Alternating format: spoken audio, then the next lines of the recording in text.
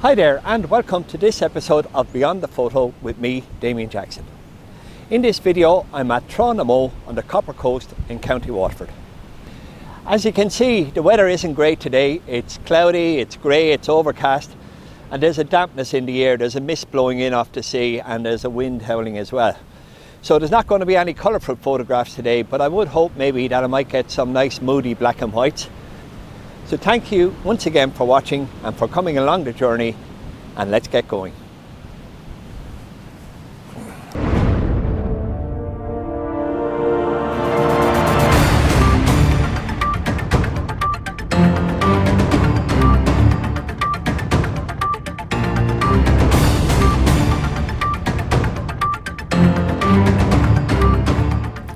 So let's take a quick look at how to get to mBó. The easiest thing is to find the village of mBó on the Copper Coast. If you were standing on mBó beach, mBó is just on the other side of the western headland, or the right hand side as you were looking out to sea. You can see the headland straight in the middle of the picture here with a number of trees up on top of it. Just as you approach the turn to the right on the road, you'll see the Engine House Bar and Cafe. From there you can take a sharp left and into the small car park for the beach. Now that's often full, so the alternative is to take the steep hill and go up as far as you can, turn the car and then park basically at the side of the road facing back down the hill.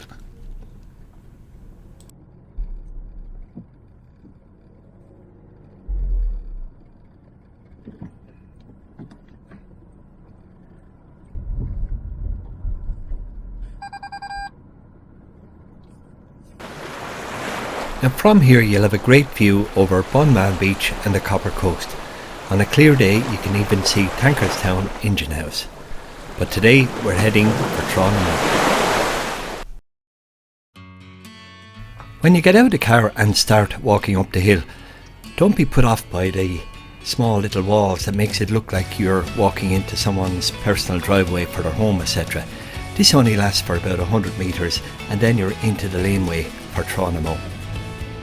It's roughly about 600 metres from the start of the laneway out to mBó.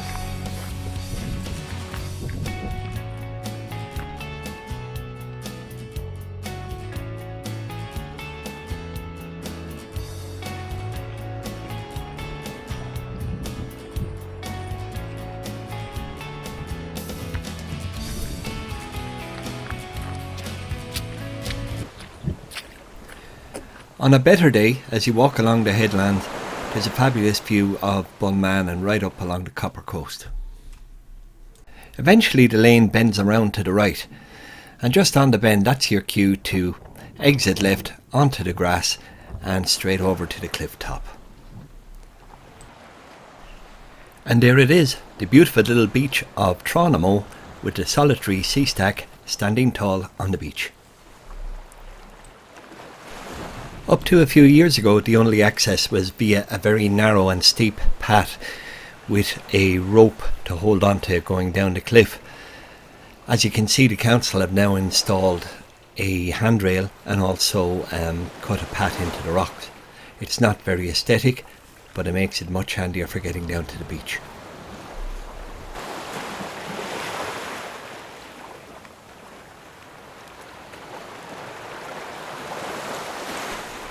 The worst thing about high tide at sunset is that the beach has been there all day for people to walk all over. So I was really careful when I was walking out towards the stack that I would walk in the footprints of others. I knew the tide was going to come in later and wash away those, but I still was thinking of my composition. As you can see, there's another couple of lone rocks on the beach which make a great composition when the tide sweeps in around them.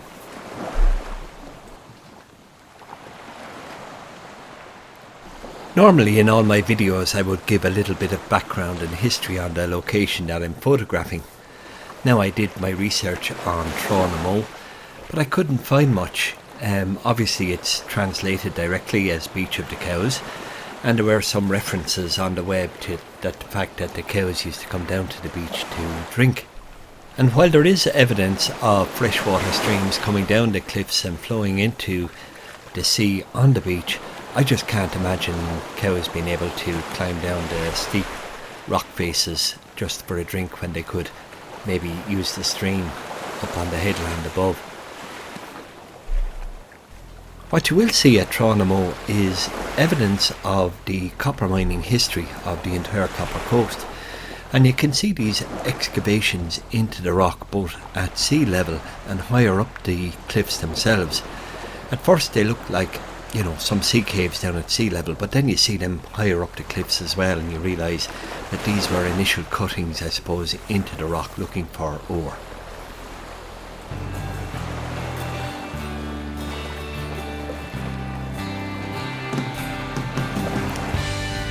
So although it is not the best of light today, you just have to appreciate the raw beauty of this little cove. The sweep of the waves, the sea foam, which is caused by the agitation of seawater by the churning waves, and these rugged old red sandstone rocks and cliffs, from which their colour arises from the presence of iron oxide, battered and shaped by the Atlantic Ocean.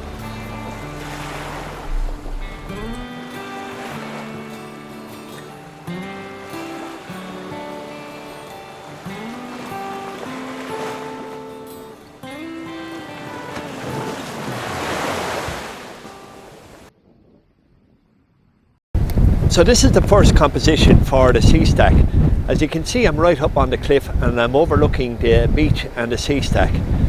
I'm going to use the cliffs that form a U-shape around the beach itself just to frame the stack that sits right in the middle of it. Now, you have those railings that I mentioned earlier going down the side of the cliff, and those will definitely have to come out in post. But I'm going to take a 2-second exposure so that I'll get a nice sweep on the waves as they go back and retreat from the stack. Now, I'm almost at full tide, and as you can see, the waves are just about reaching the stack. So when they come in and start kissing the stack, that's when I hope to take some photos. Here we go.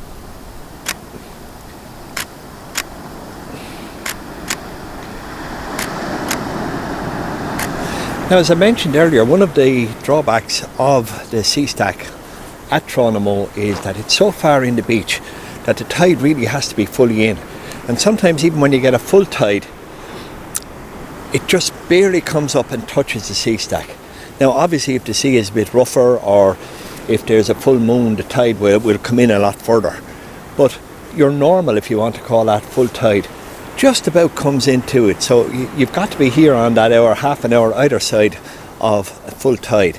And then even now, it's not coming in on every wave. It's just when a large wave, just like now, comes in and it just about touches it and sweeps back out again.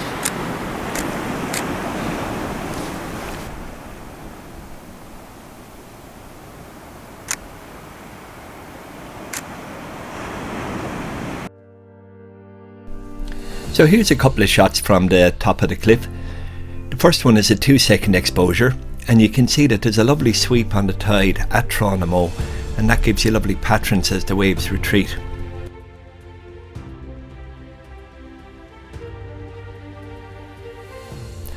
The second one then is a long exposure. It's 2.5 minutes, and that just served to calm everything down. Now, I'm a little bit disappointed in this one that the waves didn't come in enough around the stack for the long exposure to actually capture them, and as a result, as you can see, the line of the waves is just a little bit outside the stack. So at that stage I decided to head down the path to the second composition, which is a little grassy bank just sitting about 2-3 meters above the beach. Now, similar to shooting from the top of the cliff, it's not every wave that's going to come in as far as the sea stack, so it does require a little bit of patience, and you might get one every 2-3 minutes that will come in and smooth itself around the sea stack, but it does take patience.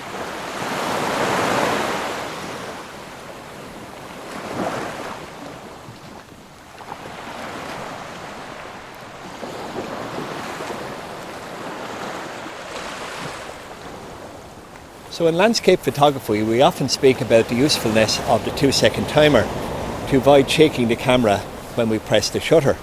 However, on occasions like this, it's pretty useless because it's difficult enough to judge where the wave is going to be when you're clicking at exactly that moment, rather than predict where it's going to be in 2 seconds time. So when you're trying to get a sweep here and you want it in the exact place, for example here hitting the C stack and then sweeping back out, you're not going to be able to use a 2-second timer for that. So what I'd recommend is you either get a cable release or a remote control. Barring that, just make sure that the camera is pretty steady on the tripod and just gently press the shutter every time. Here we go.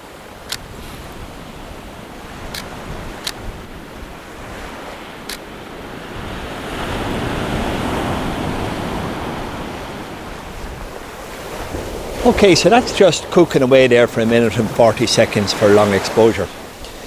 Now, one thing to be aware of when you're shooting from this grassy bank here is separation. If you notice, I'm standing on the right hand side of this little track going down from the cliff top down to the beach. If I was over on the left hand side, what would happen is that the angle of the camera would see the stack blending in to the cliffs over here on the right hand side of the video. So I spoke about that in my last video on Ballydewan as well. Now what you want is you want clear separation with a really clear background.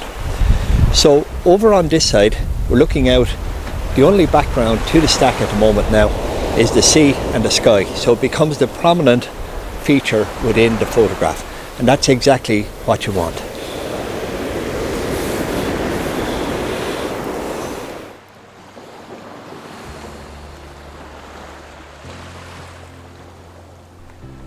And here are two images taken from the grassy bank.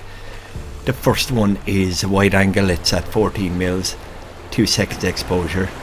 Second one taken from exactly the same spot, but I had zoomed in to 26 mil at this stage, but again 2 second exposure.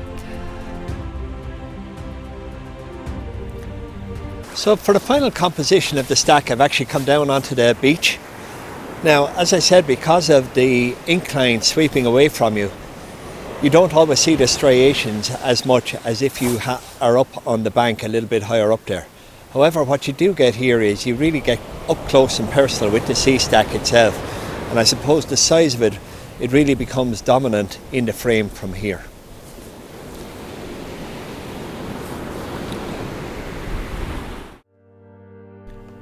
So here are a couple of those long exposures from the beach.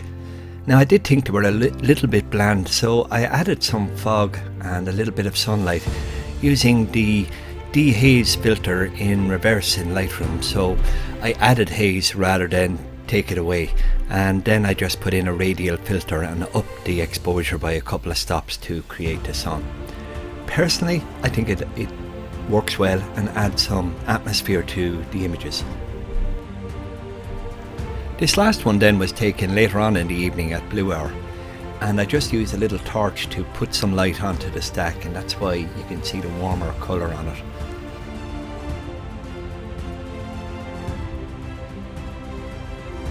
So that's us finished at the beach.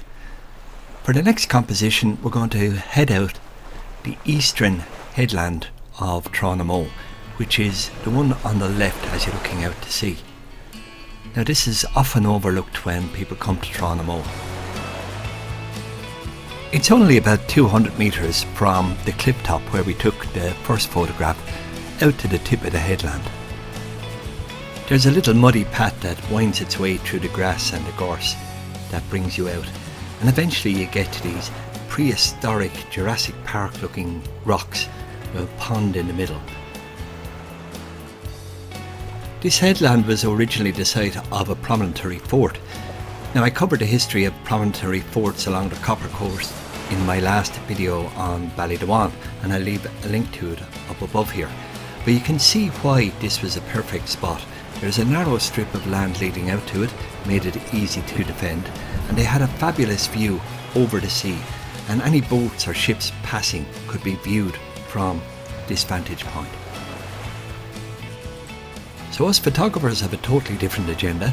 we're looking to get, that action shot of the waves breaking over the rocks, or perhaps maybe a long exposure where we slow everything down and get a nice sunset or a sunrise. And the headland at mBó is ideal for that because there's a number of different vantage points where you get a great view over the rocks.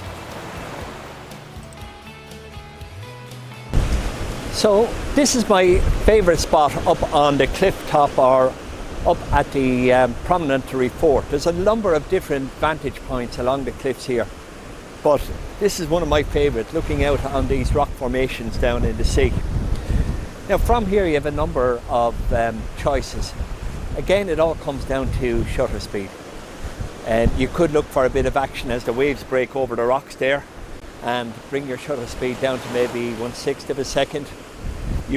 If the waves are really big, you could look to freeze the water droplet, so you'd be looking at maybe 1/500 of a second. So with light like this, you'd really be going up in your ISO. The other option then is just to smooth it all out and go for maybe a 1 or 2 minute exposure using a filter, and that might give some lovely white streaks around the rocks. So what I'd say to you is mix it up. When you get a chance to go to a location, don't just use the same technique and shoot one after the other.